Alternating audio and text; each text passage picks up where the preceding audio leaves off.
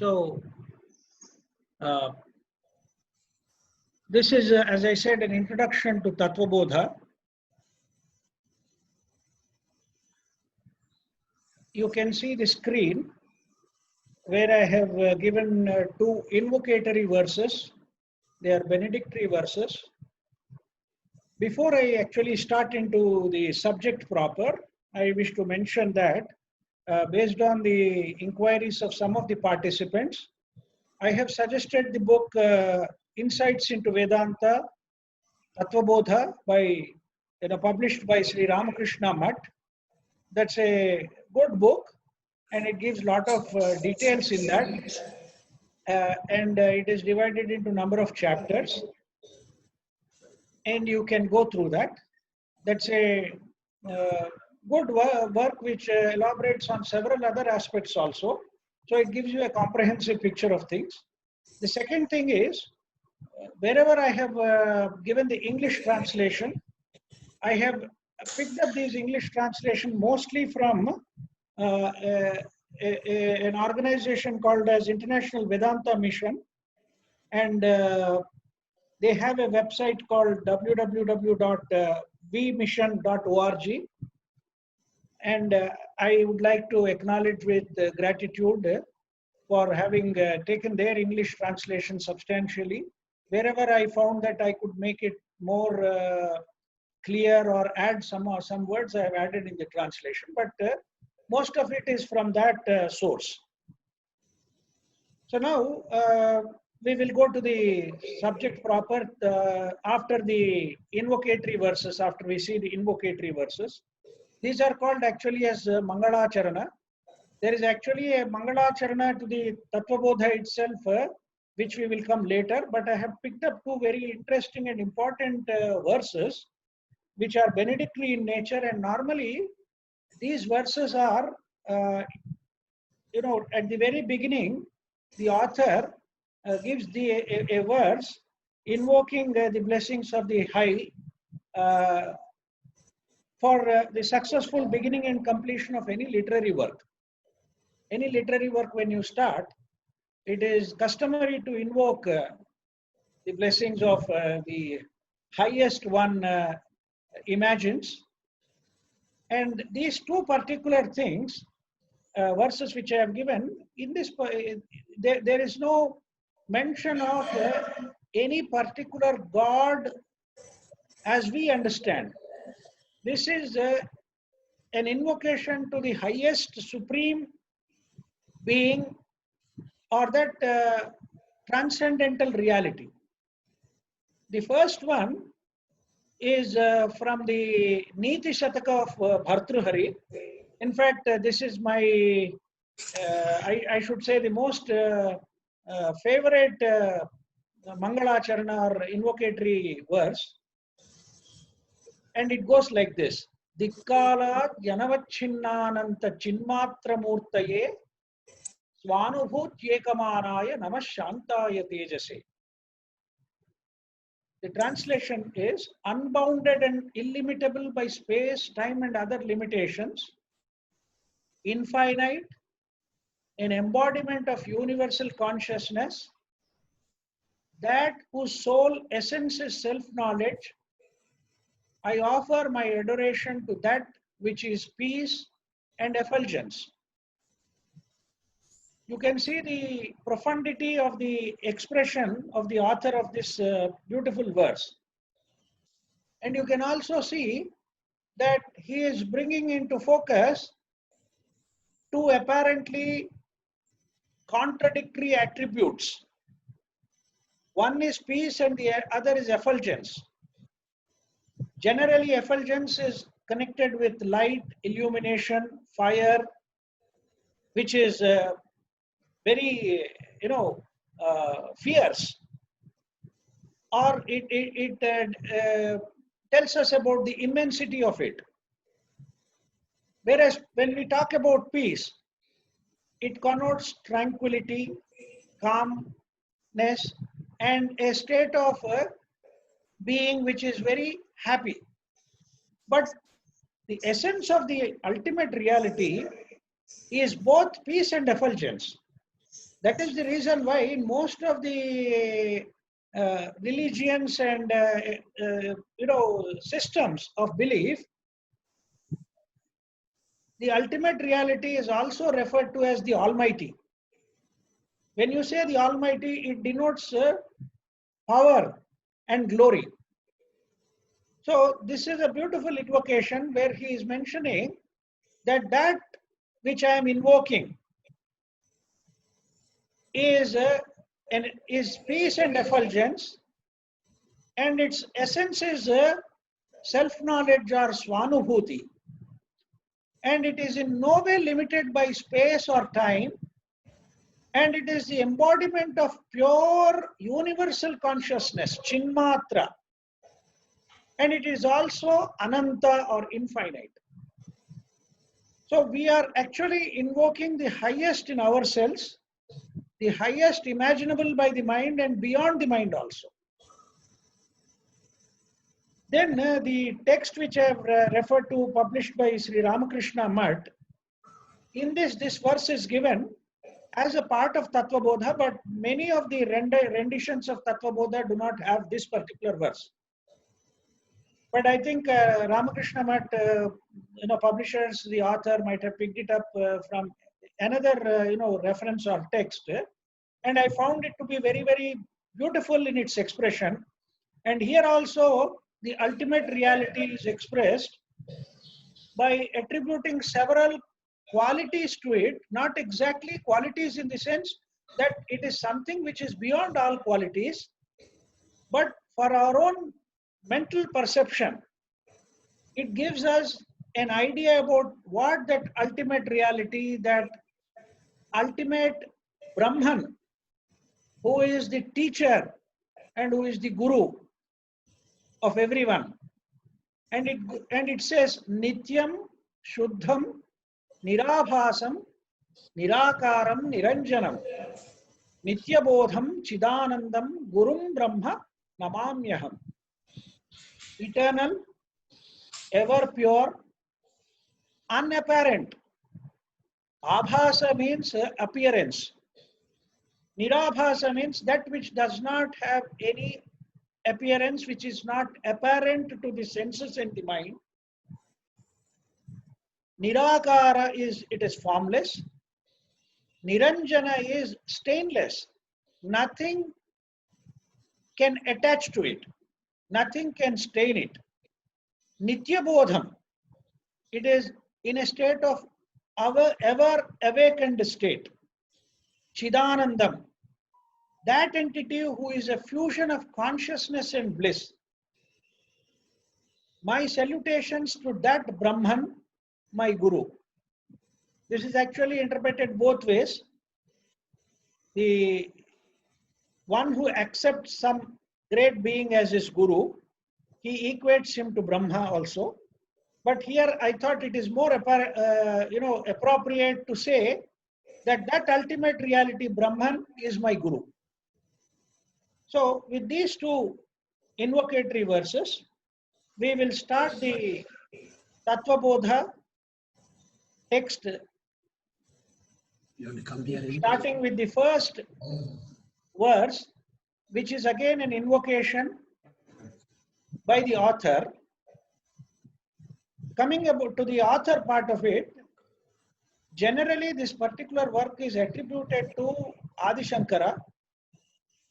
There seems to be some tradition to say that this was written by Adi Shankara, but there is a lot of debate and dispute over it, and several people think that it may not be by Adi Shankara. I also personally have a feeling that it may not necessarily be a text written by Adi Shankara, but maybe one of his disciples or who has come to it subsequently.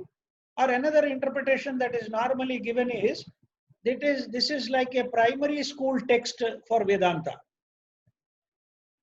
Adi Shankara has written a much more elaborate Prakarana Grantha, or a primer for Vedanta, which is called as the Viveka Chudamani.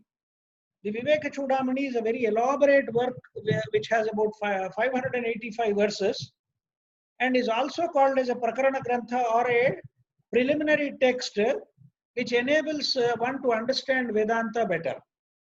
Now, Vedanta, by definition, includes what is called as the Prasthanatraya. Prasthanatraya is the three canonical texts of the Sanatana Dharma, which are the Upanishads, the Brahma Sutras, and the Bhagavad Gita.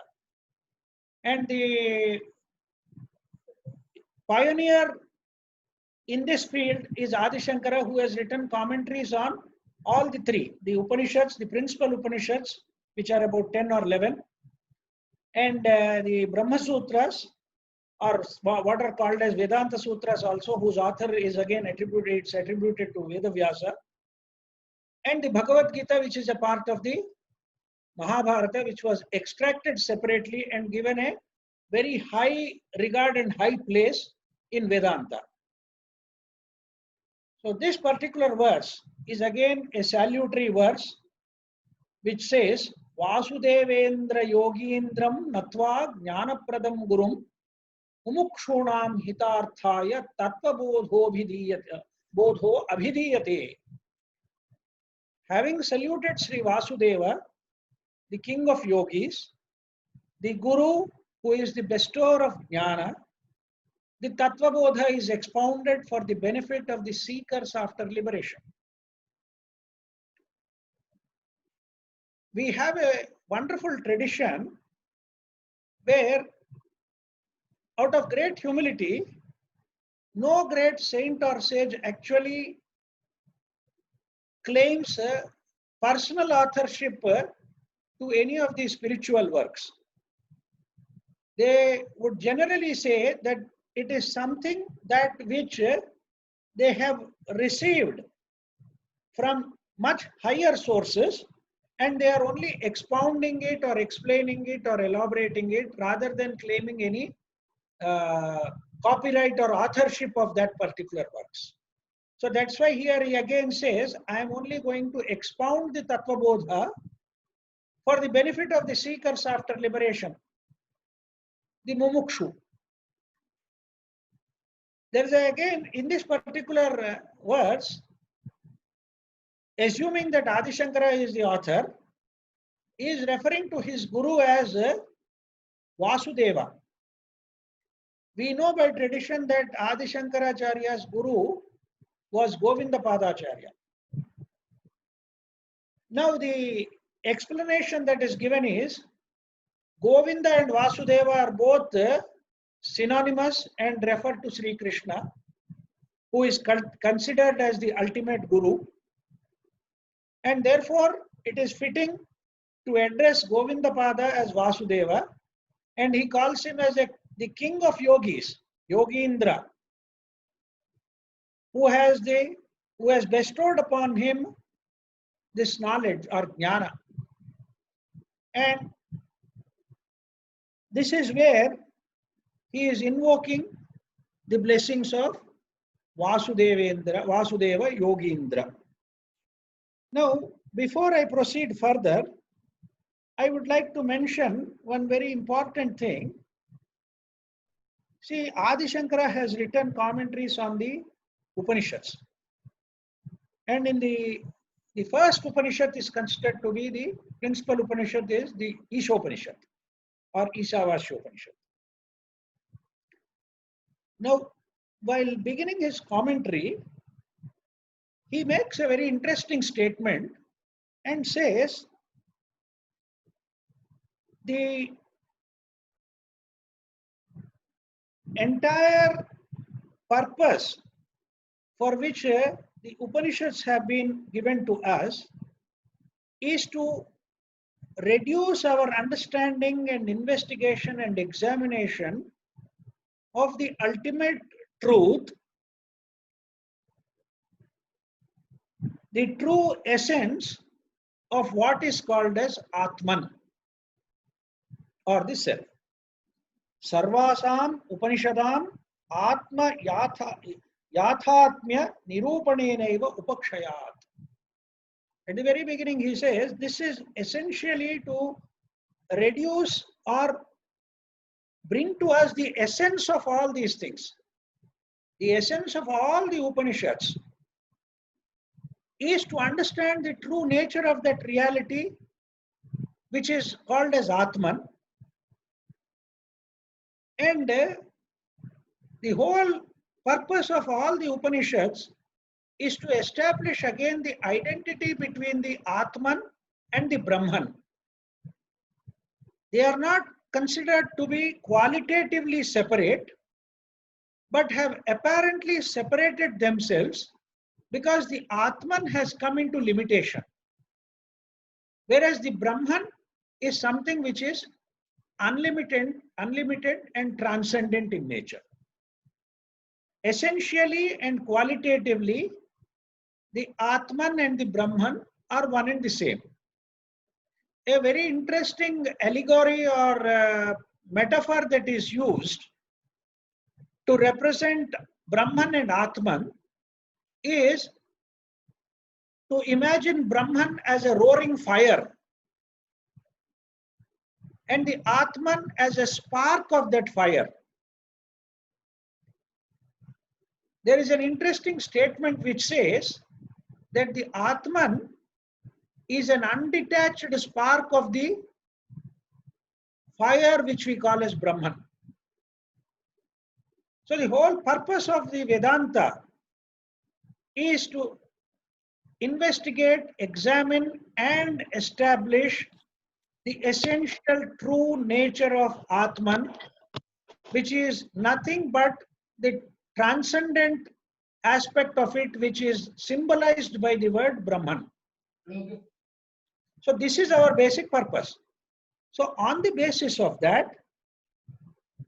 this Prakarana Grantha or the preliminary text called Tattva Bodha is based, which tries to explain to us the fundamental concepts of Vedanta. Now, one important point to be remembered is there is some background disturbance. Can you please mute?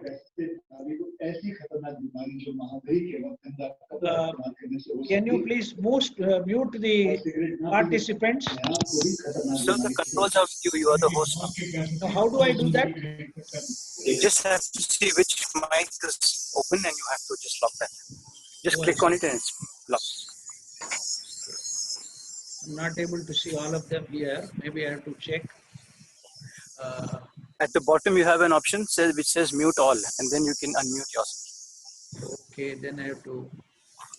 So I have done so already. Okay, okay. Thank you so much. Yeah. Thank you. Because I'm not so tech savvy about these things. Yeah. Anyway, are you able to? Is this clear now? Hello? Yes. Yes. Yeah, thank you. Thank you.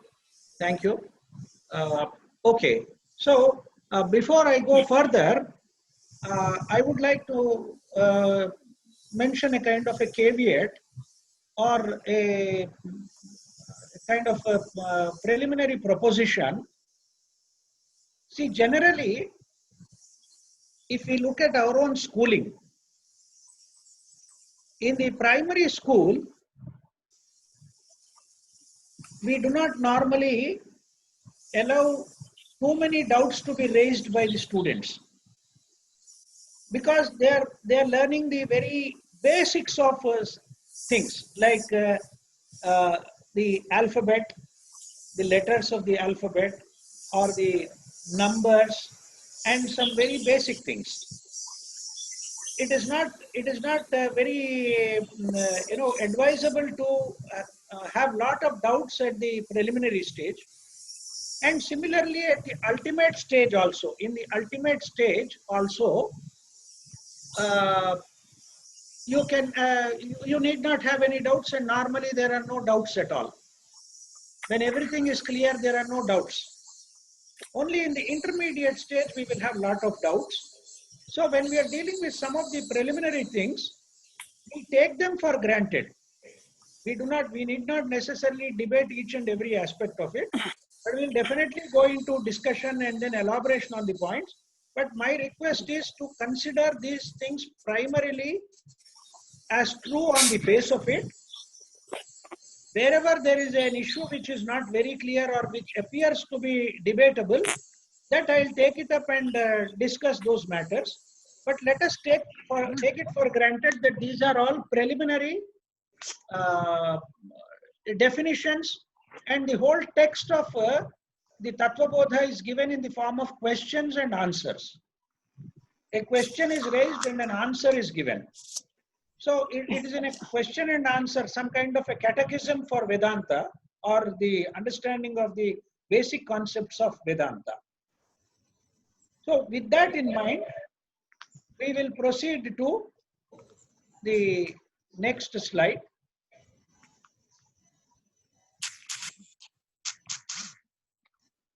The author says, Sadhana chatushtaya sampannadhikarinam moksha sadhana bhutam tattva viveka prakaram vakshyamaha.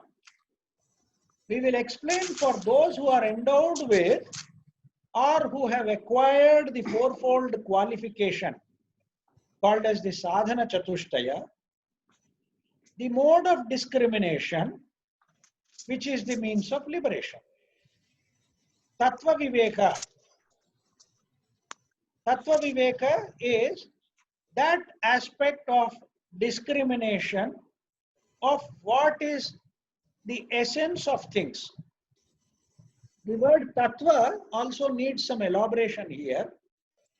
Tat means that.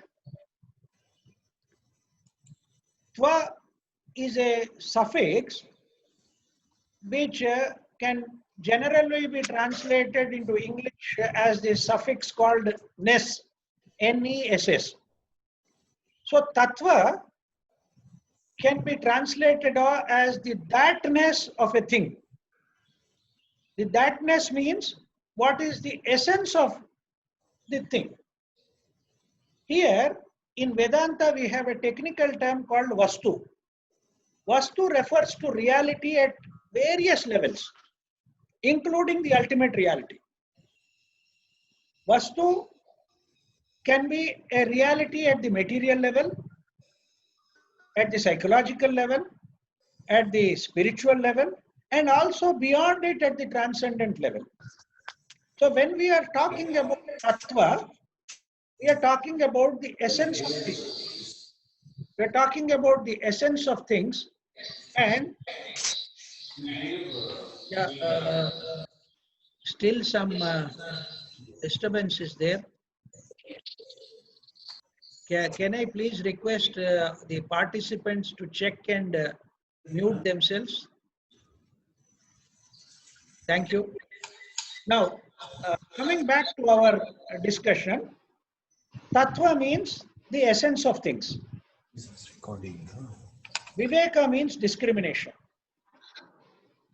Prakara here refers to the mode of discrimination of the essence of things, which will ultimately lead to liberation, or what is referred to as moksha. When we are talking about moksha, it is not about the liberation of an individual. One should not understand moksha as something which I am going to attain or acquire, because it is not something which can be acquired. The whole idea is, it is actually freedom or liberation from the self, as we understand. The self for me is starting from my body and the senses and the mind and my thoughts and my feelings and my emotions, and all that is what I call myself as the me or the I. This is the limited aspect of it. That is why generally in literature it is represented, it is spelled with a small s. And the ultimate reality is depicted with a capital S, as S-E-L-F. So it is more a case of freedom from the self than freedom of the self. When we talk about liberation or moksha or freedom, it is actually realizing the fact that my consciousness is not individual consciousness, but my consciousness is in no way different from the universal consciousness. The realization of the individual consciousness as the universal consciousness is basically liberation or freedom. So this aspect has to be very clearly understood right at the beginning. And the author is going to tell us about the fourfold qualifications that are required, which one has to be endowed with, and one has to acquire those qualifications in order to understand the mode of discrimination of the essential aspect of the whole structure of human consciousness, and thereby be liberated from it, in the sense realizing that what flows in me and what is there in the universe are not two different aspects, but it is only one aspect which is generally referred to as the universal consciousness. So this is what he is going to tell us. Now we are going to go into what is called as the sadhana chatushtaya. Now, as I said, this is in the form of question and answers. The student or the questioner asks a question, sadhana chatushtayam kim? What is the sadhana chatushtaya? What are the fourfold qualifications? And one beauty about this whole text is, in very short sentences,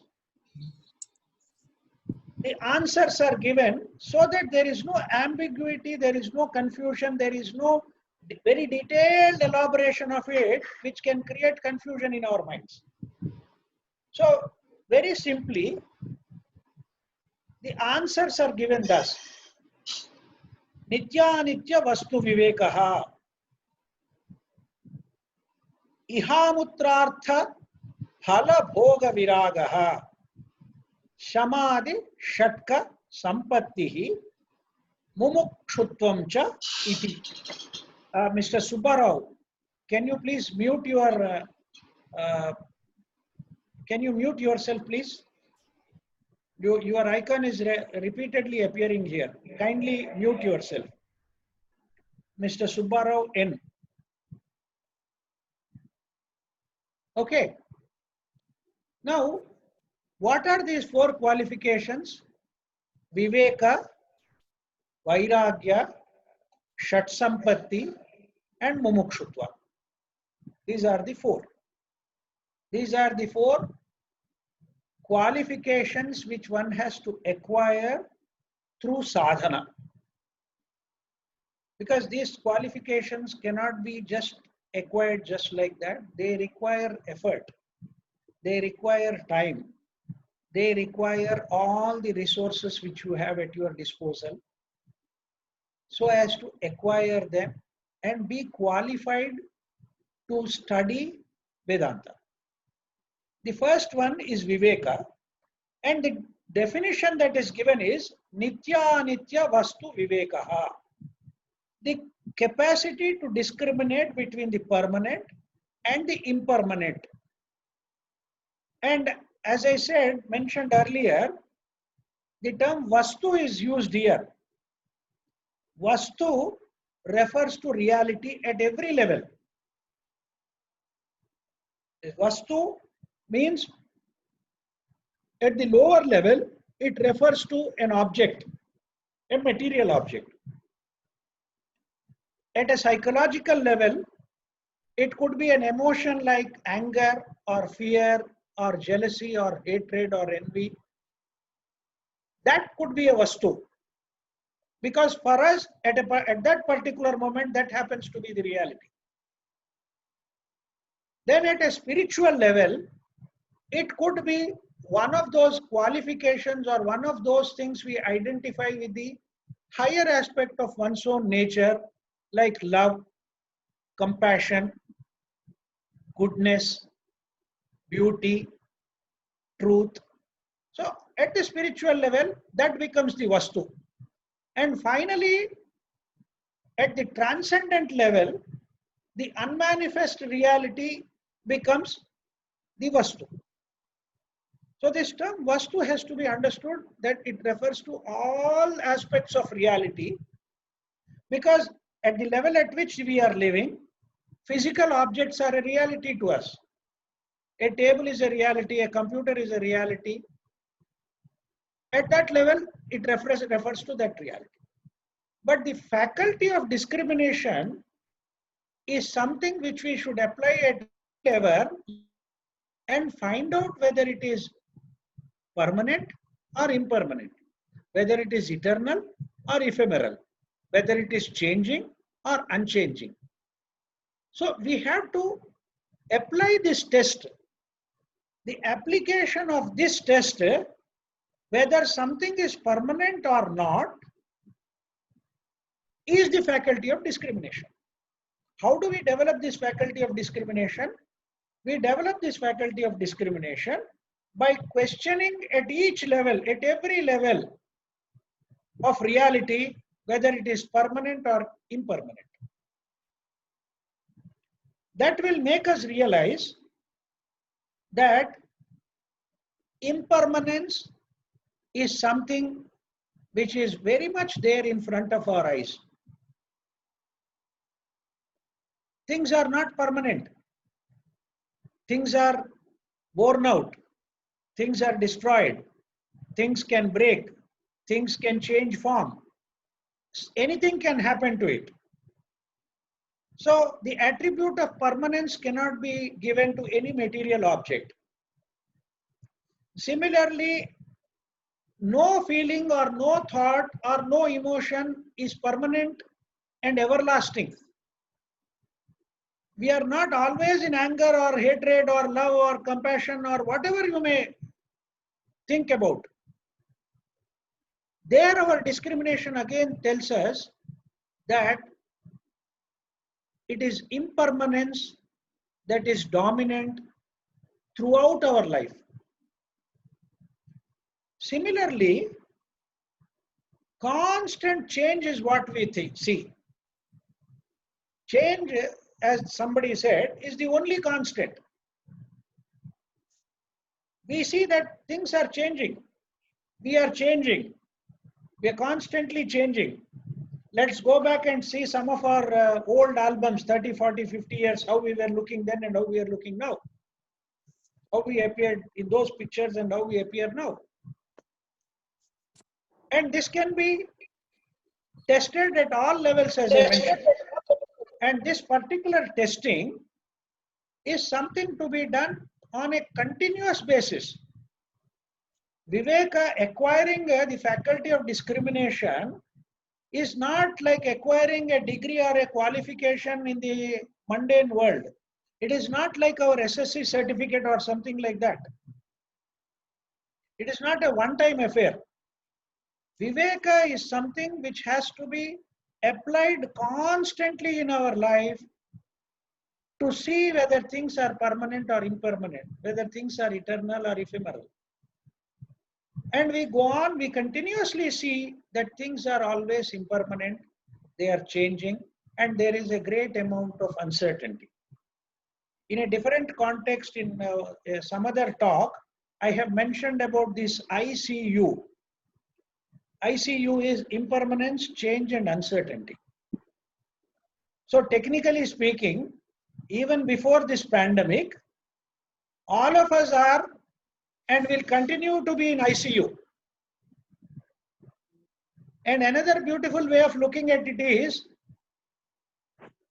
the faculty of discrimination in us should say that I see you as impermanent, as changing, as uncertain. I am seeing you.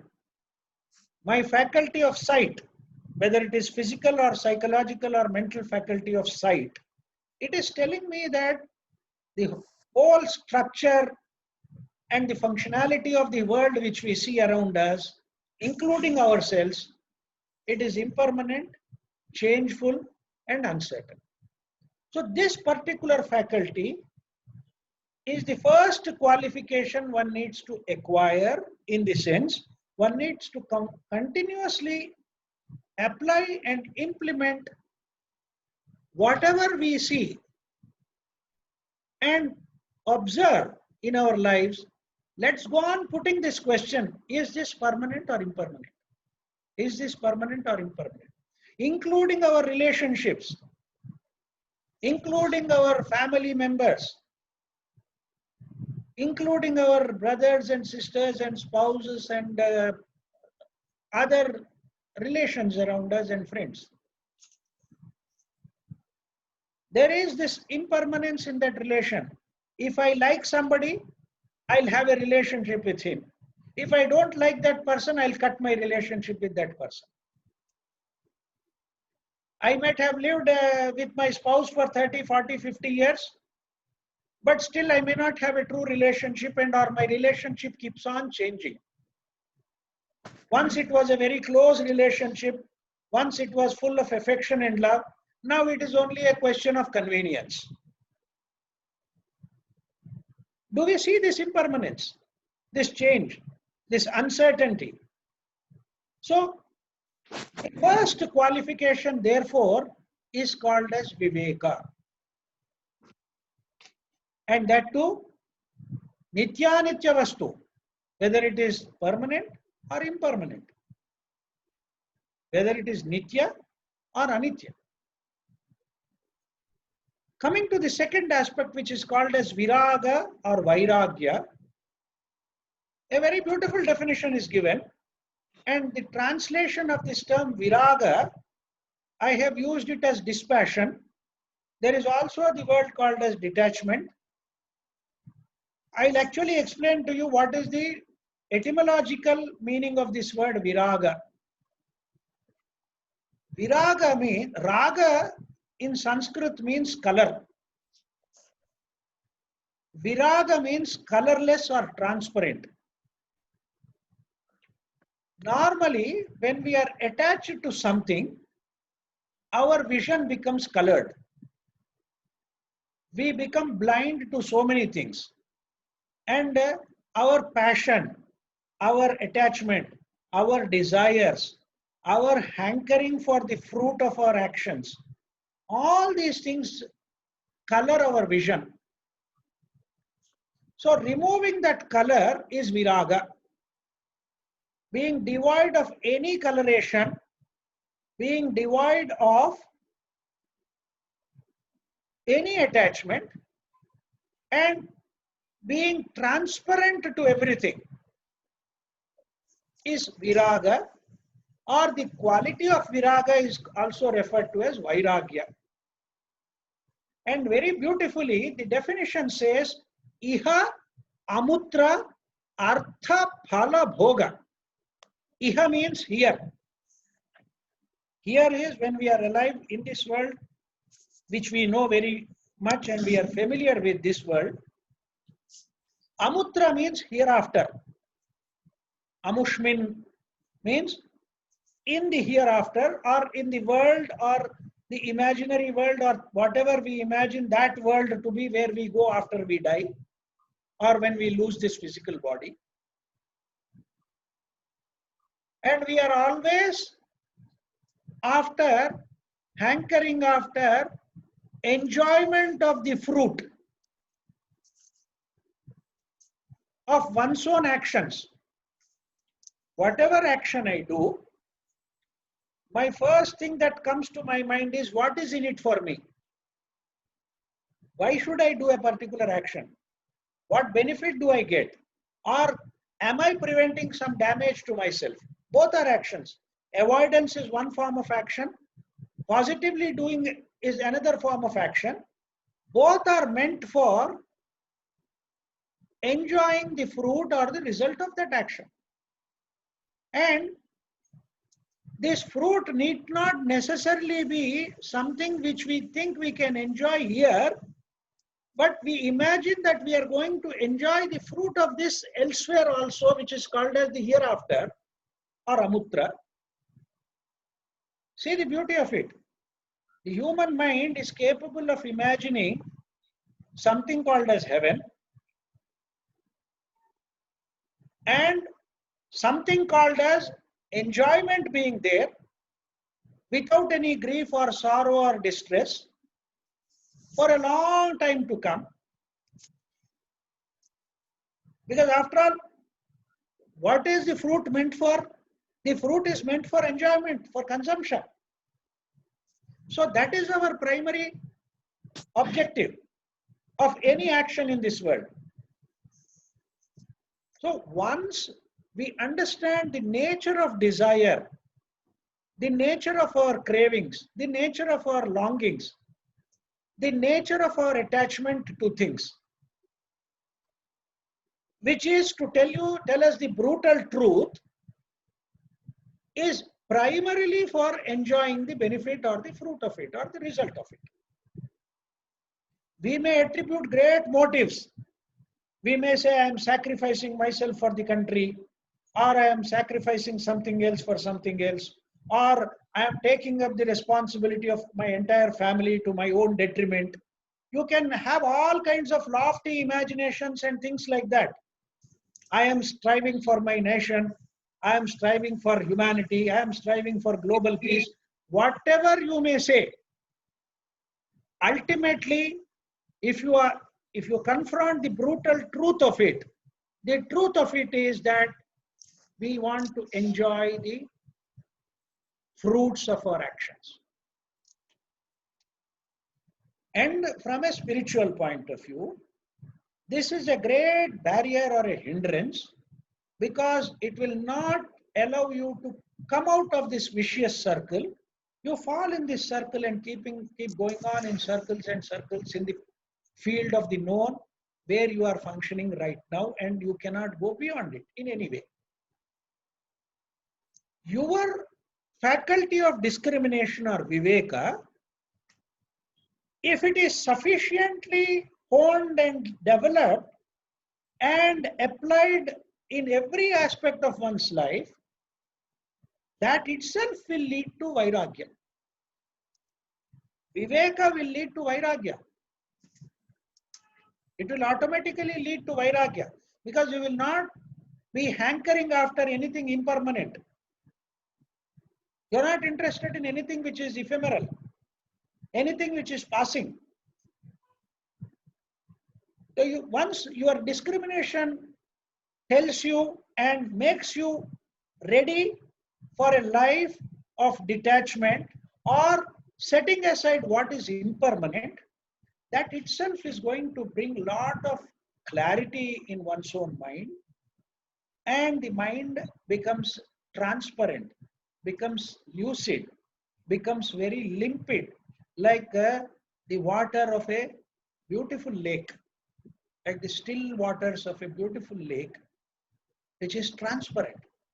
So the mind also becomes totally transparent that way, and you are now again fit to go to the next one, next level of attaining or gaining some accomplishments. Accomplishments in the sense, as I said, this is what we are talking about, is sadhana. You have to make a definite effort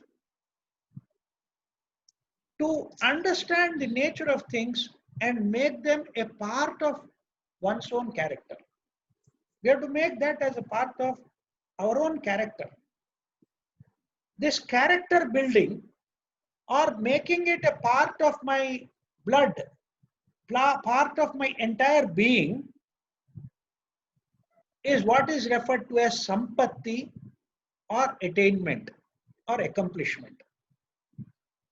And the tradition of Vedanta tells us that there are 6 accomplishments, starting with Shama. We'll come to it later, because there is a question on each of them and the author answers those questions.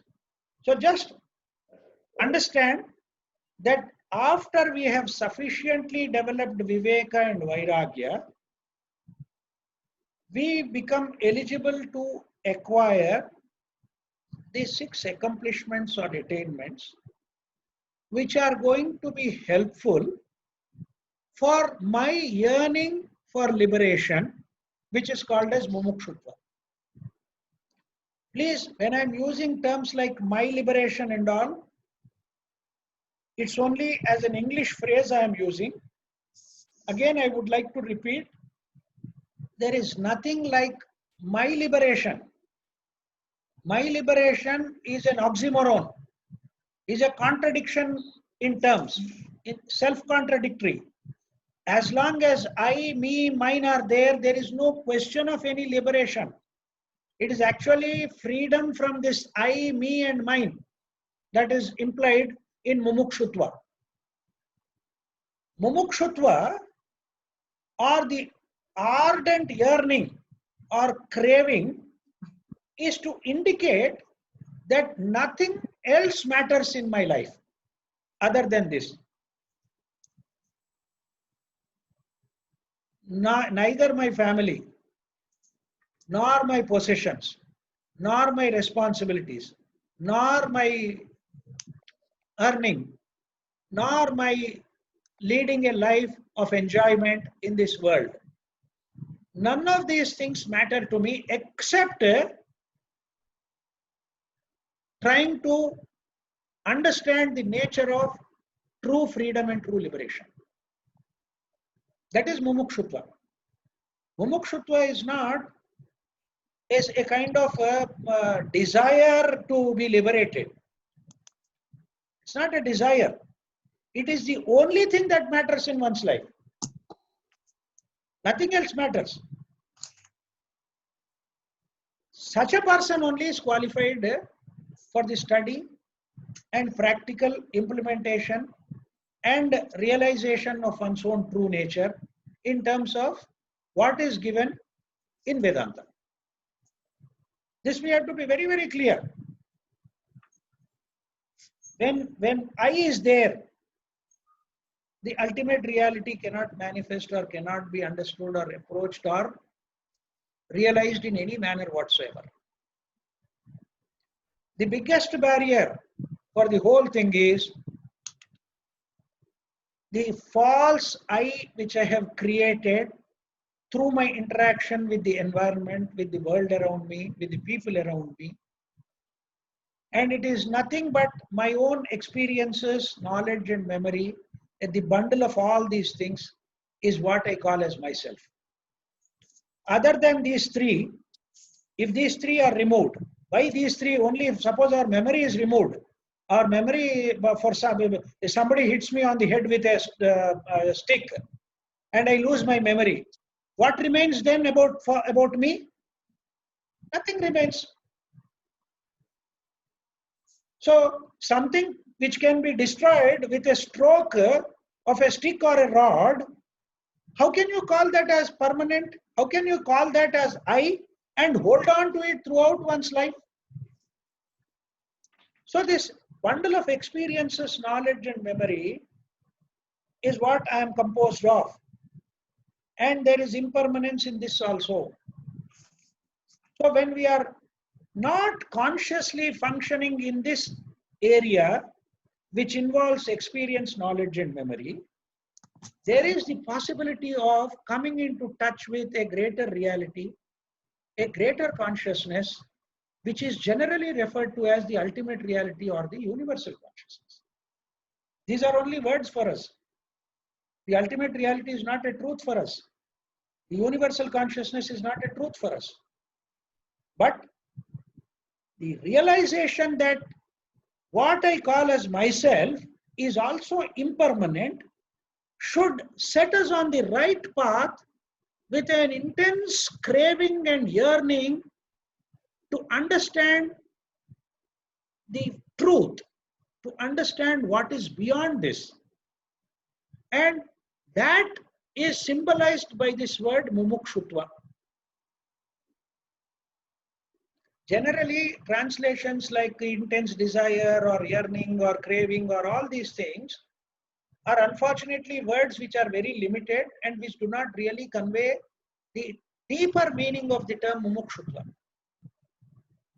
Other than this intense sense of urgency to realize what is the truth, there should not be anything in one's own life which matters. That is what is called as mumukshutva. So these four qualifications are extremely important for us.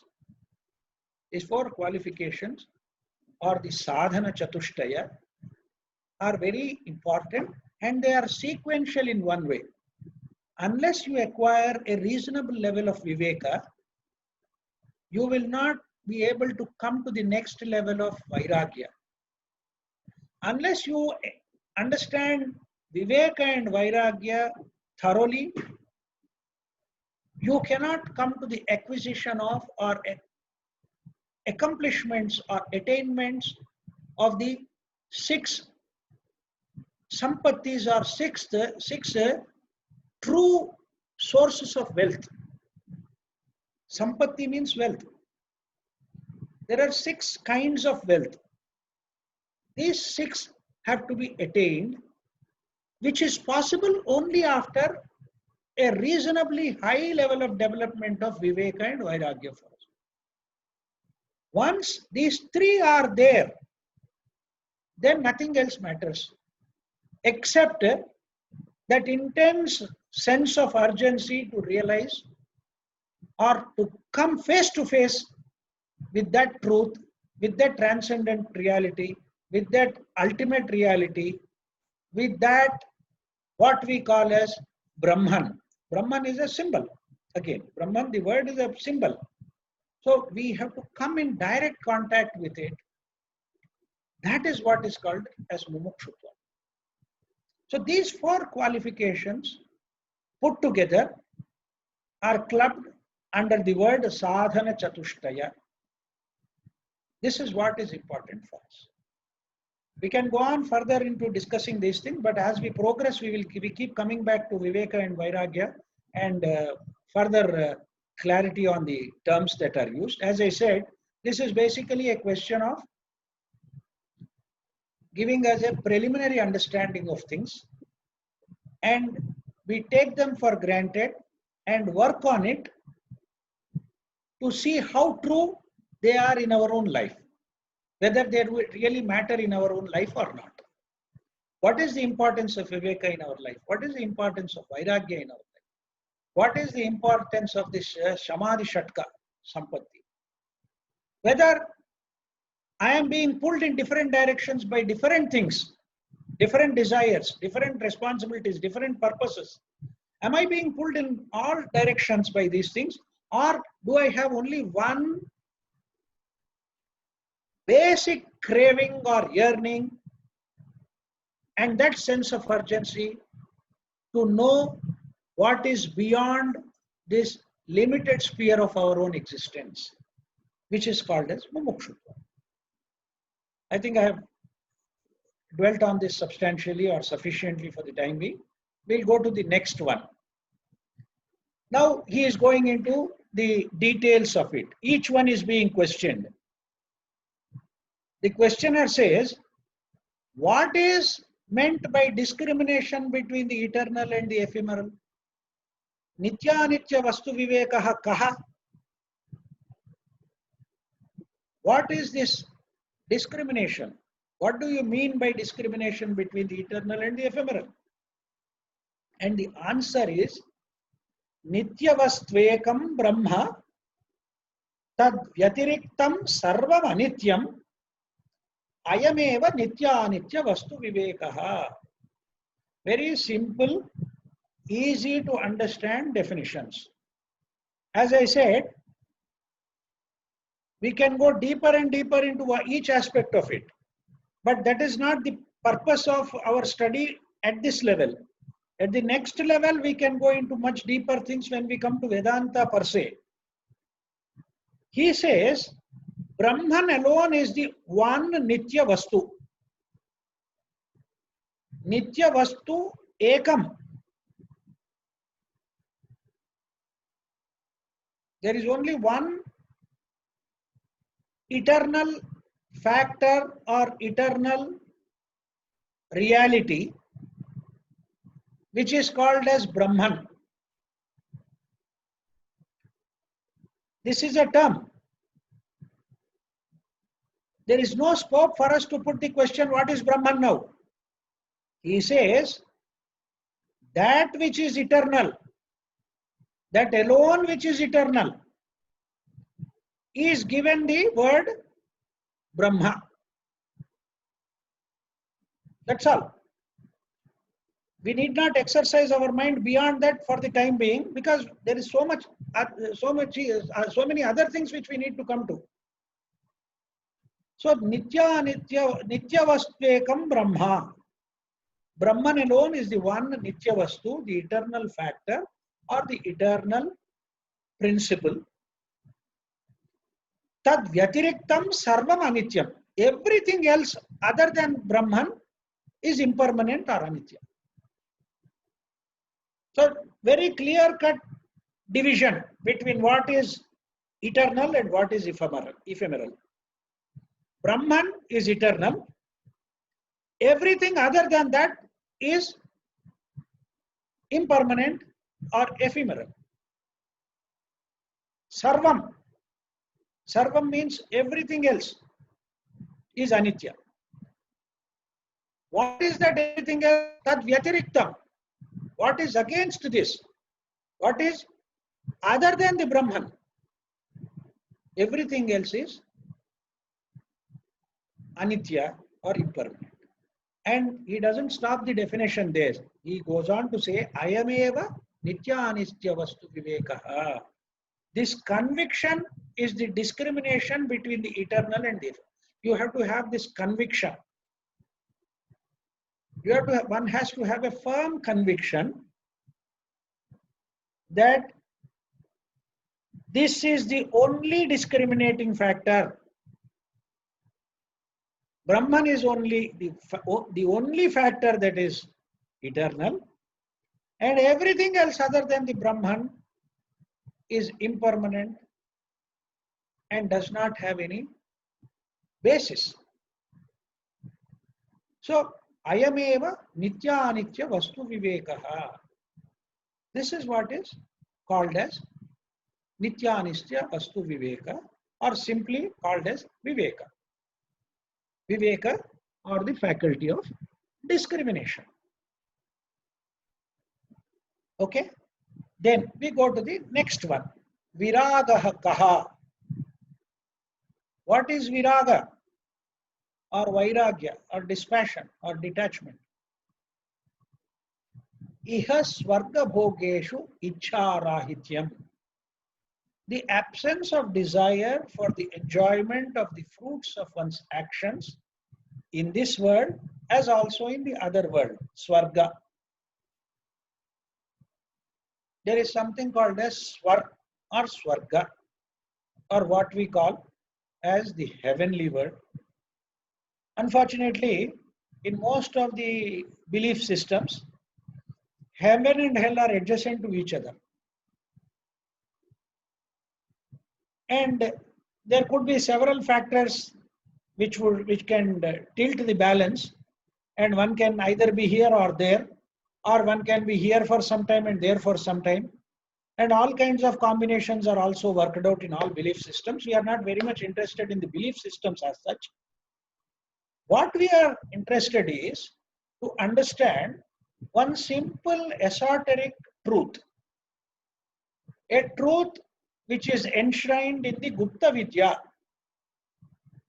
Gupta Vidya is the secret or the esoteric doctrine or wisdom which says that death of the physical body is not the end of life.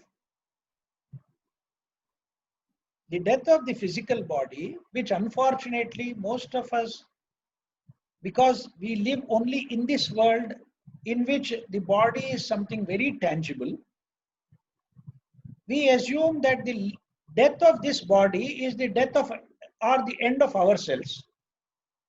But all esoteric wisdom, all sources of esoteric wisdom tell us that the death of the physical body is not the end of things. So there is a life principle which is continuing, whether it is here or hereafter, whether in this material world or in an immaterial sphere, wherever it is, if there is this desire for enjoyment of the fruits of one's own actions, then you are not dispassionate, then you are not detached. Only the absence of such desire for the enjoyment of the fruits of one's action, whether while living in this body or while living in any other form after this body is dead, that is called as dispassion. So there should not be any carry forward of our desires beyond this life, and that has to be attained only when we are living here and now. There should not be any carry forward of desire. Okay, I am suffering a lot here, so I keep praying to God and He will put me into heaven where I will enjoy. That's a great foolish desire. You are only seeking some kind of a continuity of life which you are living, you and I are living here, without understanding the nature of life. Life as a principle is something which continues. The death of the physical body is only a small incident in this entire great stream of life. So, right in the beginning, the qualification required tells us that don't hanker after any desire in any form, whether while living here in this body or after dropping of this body. That is what it means by other world. This world is the world in which this body is living. So when this body is lost, whatever life is there, in whichever place it is, whatever world you may call it as, it doesn't really matter. What really matters is you neither have desire here, nor you carry any baggage of that desire elsewhere. This baggage of desire, there is a beautiful term in Christian theology which is called as impedimenta. If you search for the meaning of this word, impedimenta means baggage. This is a beautiful term from the Christian theology.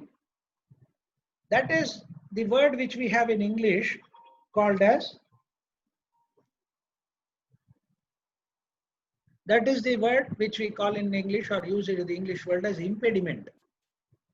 That which hampers one's movement, that which hampers one's progress, that which is something burdensome.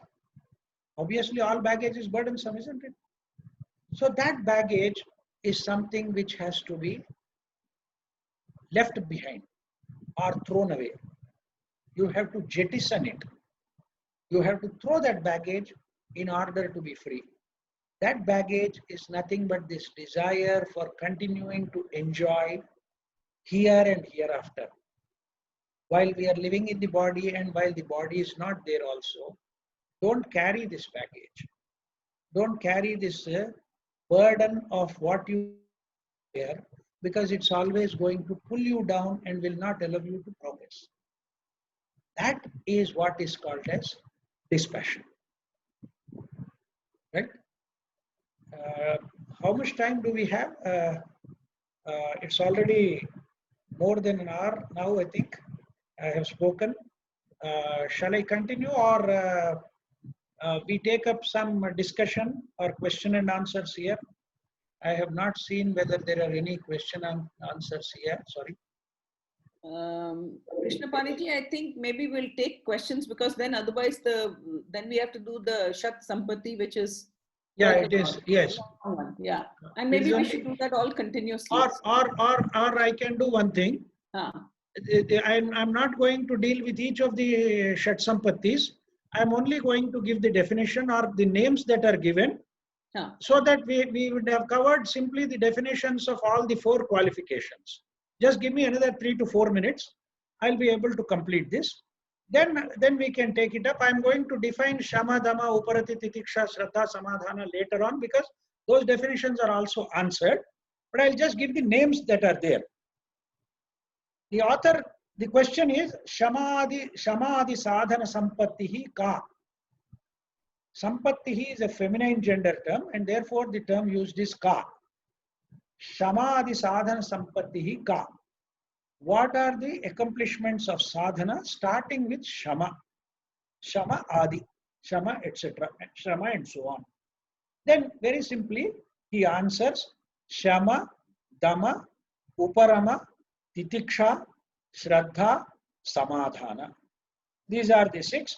We are going to take up each one in the next this thing. And I'll just take up, I'll not take up further than this. I'll just leave it at this because the further questions are what is Shama, what is Dama, what is Uparati. All are answered very beautifully in very pithy and very small sentences. We can take it up later. I will stop with these terms. One can become familiar with these terms, and as a small exercise, it may be good to learn these 6 terms, Sanskrit terms, Shama, Dama, Uparati or Uparama, Titiksha, Shraddha and Samadhana. This is only a small, primary school exercise asking us to remember and recite what are these 6 aspects or accomplishments of sadhana, starting with Shama, which is Shama, Dama, Uparama, Titiksha, Shraddha and Samadhana. So I'll stop here for today and take up questions. I'll stop this sharing of it. I'll close this and I'll close this also. Yeah. Okay. Now there are 3 chats are there. Yeah. Janakiramji says impermanent, changing, uncertainty. COVID is driving it home strongly. Very true, sir. I think that is, it has given us this great opportunity of coming together virtually and, discussing this important aspect of Tattva Bodha. Normally, we see that when we conduct a program in the school, it becomes difficult to travel and come all the way and be prepared to stay there for a day or 2. But this is a good way of coming together from wherever one is. And that's why we find that the number is also reasonably good. Okay. Yes, sir. Any other question? Somebody can ask also, no problem, instead of typing. I have a question, Krishna Paniji. Yes. Okay. So my question is that Viveka and Vairagya, with what we talked about, if we don't experience life, meaning in the material situation, we don't, we experience objects that we realize that they are ephemeral, the happiness that we get out of them is ephemeral, our whole life, our experiences and everything, it seems to me like this actually has to come at a later stage in your life because you necessarily need to experience the world for what it is. Madam, that is the fallacy which we have been doing for several lives. No, but tell me how, I'll tell you the background. I'll tell you the point. See, how much enjoyment is sufficient or how many types of experiences are sufficient for a human being? Is it humanly possible to have all kinds of experiences in the short span of 40, 50, 60, 70, 80, 100 years? Is it possible? No, obviously not. No. But, so what is it? See, nobody is asking you not to experience something. Yeah. See, nobody is asking you to make faces while eating something sweet. That's an experience. Right. But you have to understand that you are craving for more of the same experience, continuous experience of the same, more and more every time. That creates a problem. The craving creates a problem. The damage it does to oneself, both physically from the health point of view, psychologically because we are bound to it, and also our inability to go beyond it. that becomes a great bondage.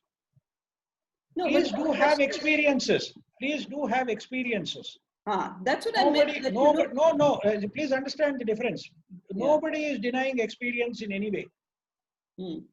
As long as you have the senses and the mind, you are bound to experience things. Right.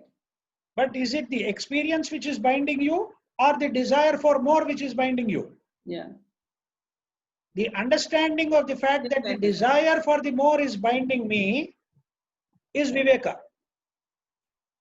Okay. And it can come at a much younger age. One need not go through same kind of experiences life after life after life after life and still think that there is something more to experience. See, any kind of experience, it's like you have seen one, you have seen all. That realization is Viveka. Yeah.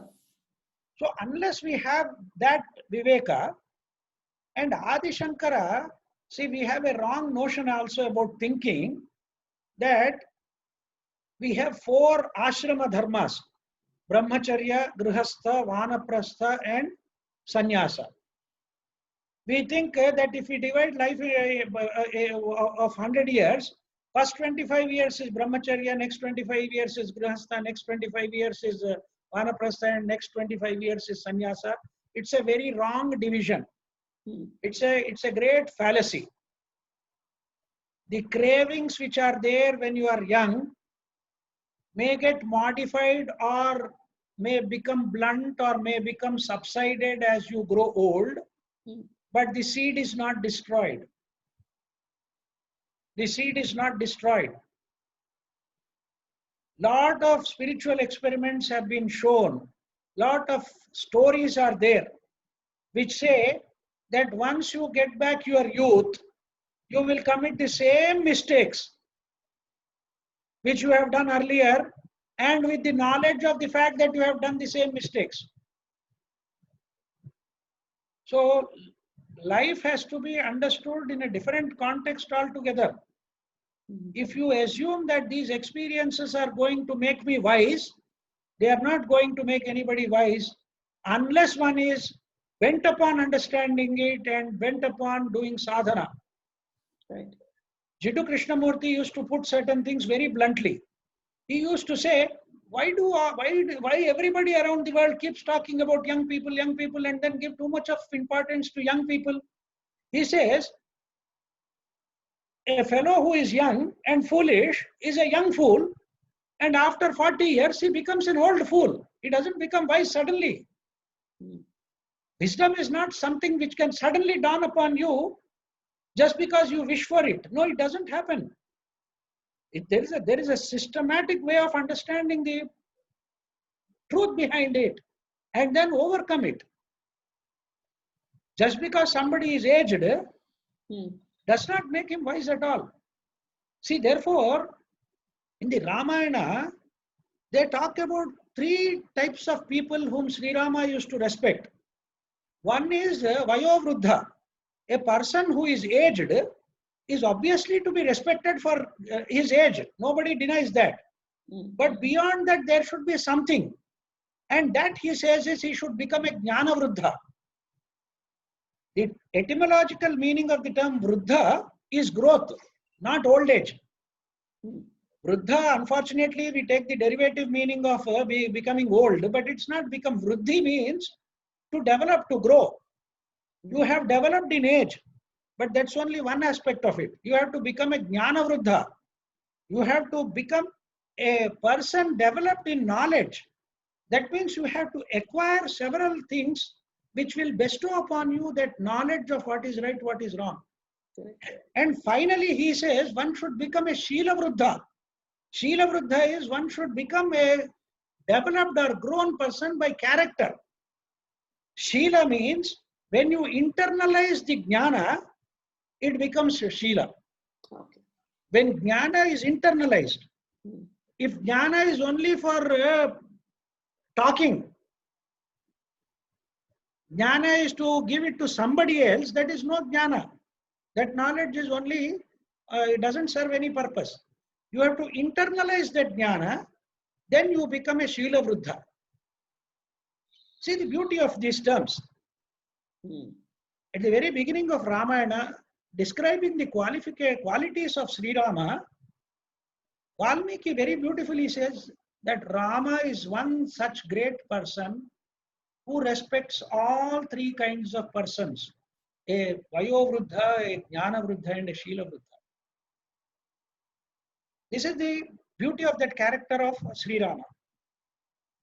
So that is what we have to learn from it. We cannot go on saying that unless I experience things, unless I get married, unless I beget children, unless I have grandchildren, I will not be experience the beauty of it, the love of it, the affection of it. You can go on talking about this, and we have been doing that for several lives, past lives. That's what the Vedanta teaches us. So, Adi Shankara very clearly says that for a true jnani, he can directly go from brahmacharya to sannyasa. These intermediary stages of grihastha and vanaprastha are not essential. They are optional. But we think that the optional is essential, which is not true at all. Very clearly, Adi Shankara says you can directly go from brahmacharya to sannyasa. You don't, and that's how he became. That's what he became. He was a brahmacharya up to the age of 8. At the age of 8, he became a sannyasi. Yeah. And when it is possible for one person, it is possible for the entire humanity. It is possible for you and me also. There is nothing impossible in that. It's only how you perceive things and how you change. Some suggestion about Zoom, China made and other things, that is left to the organizers. Yeah, I'm told there are so many other fora, so many other platforms, one by Google Meet, or somebody was suggesting Say Namaste, or some other things also. Yes, it is left to the persons, the organizers. Please think if there can be any other platform other than Zoom, right? Then we come to another question. What is the difference between Vairagya and not having any interest or wish? See, not having any interest or wish is a temporary phase.